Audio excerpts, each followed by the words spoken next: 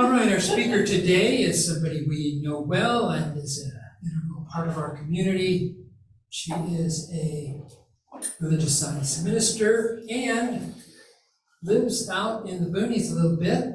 So she is keeping herself safe and is going to be delivering the talk today on. So let's welcome Reverend Joyce Zorger. Thank you.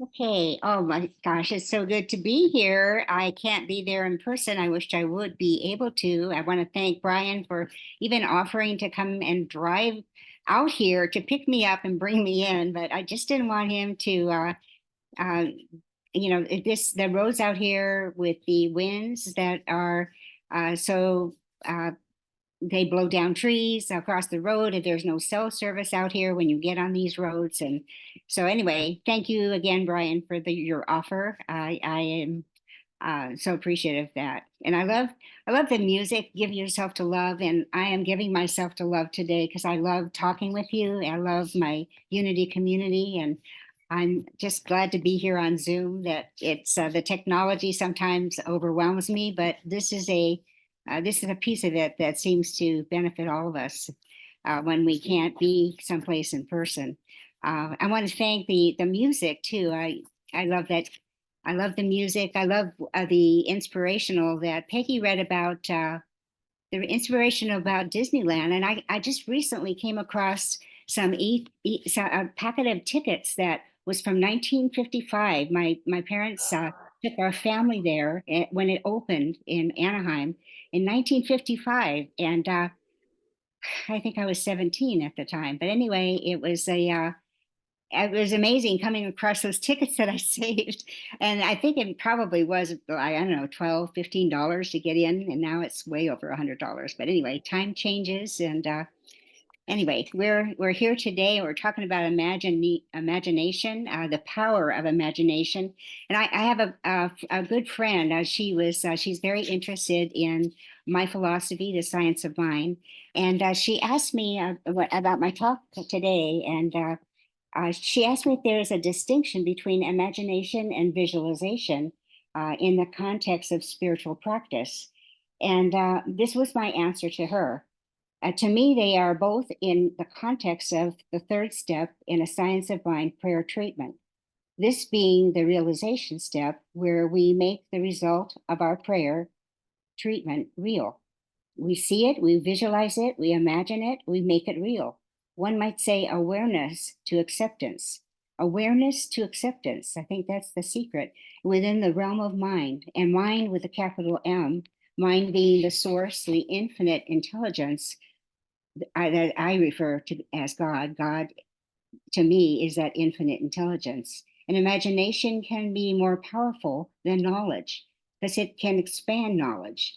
And I read something recently by John Muir, naturalist John Muir, when he was quoted as saying, "The power of imagination makes us infinite." And to me, the word infinite means limitless. And I believe that a synonym for the word infinite is limitless. A synonym for God is infinite intelligence, and that controls and creates everything. It's a limitless power. And the manifestation is to manifest something we imagine. We imagine it with the power of our minds. Our minds are so powerful. Imagination is our superpower, and it can create for us a life of heaven or hell. It has for me at times, and I know that we've each experienced that. Even this situation with this, what it was being called on the weather as the atmospheric pressure or river, atmospheric river, and uh, they talk about a Pineapple Express. And I remember January 9th and 10th a year ago, and how my property, my home was devastated by the storm. And so I went into that place of I had to pull myself back and say, no, this is not going to happen. I've created situation here where I'm more protected. And yesterday I have to say that I have good friends living on my property now. They live in their big fifth wheel down alongside my barn. And Wayne, I asked Wayne if he would come up and help me dig trenches to divert the water, because the water was pooling in my backyard from just a little bit of the rain that we've had up until yesterday. And it was like a river back there, lake back there. And I was worried about, with the rains coming in, that it would be even more so, and that would come into the house again. I got all my new flooring in. Of course, they were saying it's waterproof, and it's also lifetime guarantee and all of that, but I just didn't want to have to deal with this again. So yesterday for hours we were digging trenches. So I was out there. We had shovels, and I had ways of getting these trenches that were taking the water that was from my backyard out and running down the hill so that it would run away from the house. So I think so far so good. I keep looking out there. I woke up during the night and looked outside, and things were looking okay. So um, there's still more rain to come, but I don't want to imagine it to be anything like it was last year. So I talked about it being our superpower, and it does definitely can create for us a heaven or hell. I put down in my notes here, each and every day that we inhabit these earthly bodies, we use this power in a positive or a negative way. And we have to know that the choice is ours. And I'm always knowing that, I like to say a Joyce with a choice, and I have a choice to know how I'm going to decide to have my day go. If it's going to be a day of imagining the worst thing is happening, I have to say stop and change my thinking. And by doing that, I become a lot. It brings me peace, a more peaceful mind. I remember reading the thought comes first, and then the conviction, and after that, the steps to make it happen and to make it fall into place.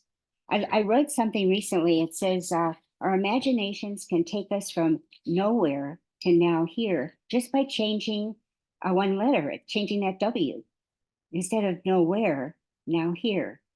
A simple choice to change the position. We change the position of that letter, we can change the position of our thoughts. The first Sunday in January, we had a burning bowl ceremony. Last year we did two, and the word that I chose was joy. And I like the inspirational reading that Lynn did today from the daily, not inspirational reading, but the reading from the daily word is so appropriate, because I love that word joy. And it is something that comes from within us. It's something that we can choose to connect with. And that was my word for all of last year. So it helped me to remember, no matter what was happening, no matter what I was dealing with, I had to I had to go to that place of joy and know that I was getting the help that I needed, and things were moving and being restored, and they're still being restored. And I feel that it has been a time of strength for me, and growing and strength. The word that this time we didn't have a fire. It wasn't a burning bowl, but it was a dissolving water, and it dissolved the words that we put on paper. And the word that I put on paper was wisdom. So for this year, that's my word to guide me. And I like the wisdom that guides, and that in the unity expression, wisdom. We have the wisdom that guides us through, and to make those decisions that we need to make every day to keep us well and happy. And I had to make the decision to not drive in today, to not to take that chance, to just to be here and to connect with you in this way. And I'm so glad that we have this possibility. And so many of us that are, especially living out here where I live. Most of you know where I live, and I love it out here. I love the open space, but it has its challenges. And I had told a few people that, especially Rita, because she's managing the Zoom today, that if you don't see me, if the power goes out, and power has been going out, I understand in other places, Napomo and some of the other places I've been hearing, and especially when the winds come up, the power just goes out. So if just suddenly I turn, if you don't see me on the screen, know that I'm not done yet. I still have more to say. I just one of the words that I wrote, I have to share you, the word that I wrote on my paper that I dissolved was regret. And what I don't want to hold on to is the regrets. And that's what I wanted to dissolve those regrets and take and write on my stone, my white stone, I wrote the word wisdom. And I have that in a place where it reminds me that I have the wisdom that guides, and I go to that often. I have to share with you a book that I bought. This was this is a Science of Mind book that is the 50th anniversary edition of the Science of Mind. And as most of you know, I've been a practitioner since early 1990, 92. Became a religious science practitioner. My mouth is, hold on just a minute while I get a sip of water. Okay. So when I saw this book, and I had a copy, but it wasn't as nice as this one. This one is a leather bound and the 50th anniversary edition. And I wrote in it, I have to find the page I wrote. I said, purchased at the Huntington Beach Church of Religious Science Aquarium Age bookstore in the fall of 1988 by Joyce C. Zorger as a gift to herself in honor of her birth years, 1938 to 1988. So 50 years, and this was the 50th anniversary edition. So this to me, as you can see, my wisdom year this year, my intention is to reread this book, and it's pretty awesome. It has a lot of it's amazing information, and I want to do some reading in it every day and to continue to reap the wisdom of the Science of Mind philosophy in Ernest Holmes. I went to the glossary in the Science of Mind book and talks about imagination and will. And Ernest wrote, imagination carries with it a feeling and conviction, which means life and action. It awakens within us all the inner forces of nature and stirs into action latent powers which otherwise would never come to the surface. And then it goes on to say, willpower may be necessary in its place as a directive agency, but as a creative agency, it is non-existent. So with imagination, it has that creative ability, that creation, where we're constantly creating.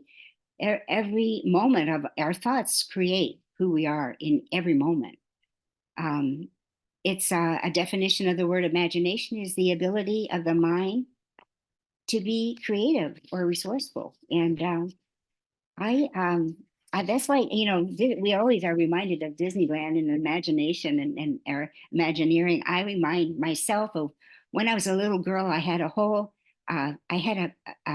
herd of horses, little tiny plastic horses, all different colors, that black, brown, or white. But I like pintos, and so I had my paintbrush, and I would paint them and make them pinto horses, paint horses. And they were my imagination. I'm thinking that sometimes when I feel that I don't have enough going on in my life, which is not very often, but I'm thinking of getting another little herd of horses so that I can play with, because I think play is so important. And one of the things I love to do is have friends come over and play games with me. And I guess Richard and Donna came over one time and we played Mexican Train. I had them over. They brought me lunch and we played Mexican Train. And so this is what creates joy in my heart, or allows the joy to expand, is to be able to do these things. Remember to do the things that bring you joy in life, and be creative and thinking of what those things might be. Now that my life is settled down some, and restoring my home inside, and now working on trying to get things taken care of on the outside, I feel that I need to focus more on the things that I can relax and enjoy, because at my age, I'm thinking I don't have that many more years left in my life, perhaps. I don't want to imagine that, but, I am 85. I'll be 86, 86 and nothing to fix. It was 85 and willing to thrive. So pro age, I think that's my latest talk. I'm pro age. And I love the aging gracefully and all of the classes that I've been taking in with Rita too, as she's been guiding us along with the women's group. And we share the women in the Unity group are just, I just admire them so much. We share and we keep on keeping on, and they're good to know, and it's good for me to know and be part of this group.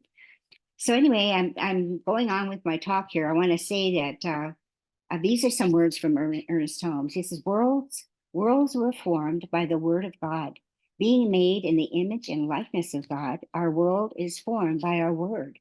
Imagination is the power of our word. Man reproduces the power to create, and in his own life controls his destiny through the activity of his word. This word can not be willed, but it can be imagined or imaged forth into expression. So, even, for me, I have to just be cognizant of the words that I use, even words that I use about, well, that's why I have these little mantras that I use for my age. And I think that helps me to remind myself that it's up to me how I feel about myself and what I do to keep myself healthy. Ernest Holmes was born in January 21st, 1887, and he made his transition in 1960 at the age of 73. In the religious science churches that I've attended throughout probably over 30 years, January was the month we always reviewed the principles that Ernest Holmes put forth in his philosophy, the science of mind or religious science.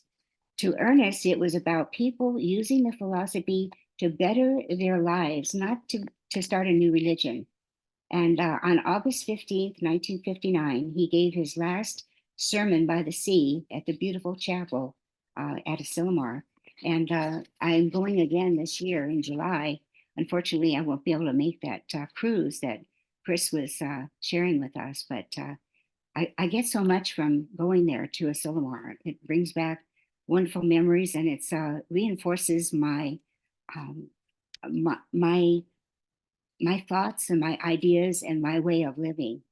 And the people there too are just we connect so well. Dr. Holmes, he would meditate on his talks before he gave them, and his books were written, including the text that I just shared with you. And the text was written from transcripts from his talks. I like to say his basic ideas were thought into form, evolution is always forward, and this is my favorite.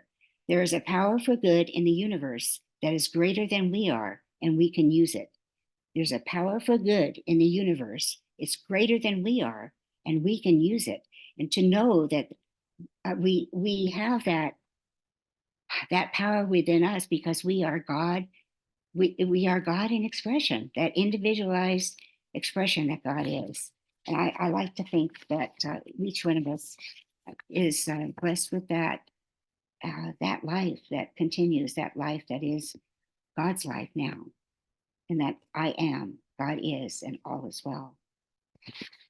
So in January every year, the religious science churches review that core philosophy, and the text that Dr. Holmes wrote. He wrote that Science of Mind text back in 1926. And in his introduction in that text, he says, the thing itself, and that is that he talks about the thing itself, the way it works, what it does, and how to use it. So the thing itself is being God as a principal being or life itself. And the way it works is how it works through us as us. And what it does for us according to our beliefs. And how to use it, it passes into expression through us only as we consciously allow it to do so. So the thing itself, the way it works, what it does, how to use it. And meditation and prayer help us to do this. It unites us with the peace, poise, and power of the source being God. Our thoughts have power, and they are directed through what we call scientific prayer or spiritual mind treatment, which I do for myself each day. The 5 steps in treatment are the recognition that God is everywhere present, the unification that God's life and my life are one, the realization, speak with faith and conviction that the desired outcome is already realized, already imagined, and thanksgiving, giving thanks for knowing it is done. And the release, I release my word into the creative power and action of the law. And sometimes there's a little saying, RURTR, are you ready to receive? And so that's what I remind myself. Are you ready to receive? And that helps me to remember the 5 steps in treatment. And as I said, the 3rd step, the realization step, is to me that when we imagine what is the truth of our being, what we imagine our highest good. So I am being distracted as I'm speaking here because I'm surrounded by windows that are open and that are sharing the weather outside, and it is starting to come down, and it's very windy and very dark. And I'm glad I'm here in the house, sitting in my little chair and speaking to you, and feeling my heart connecting with each one of you. And I want to say, um, this is I feel like I just feel very privileged to be a part of this unity community.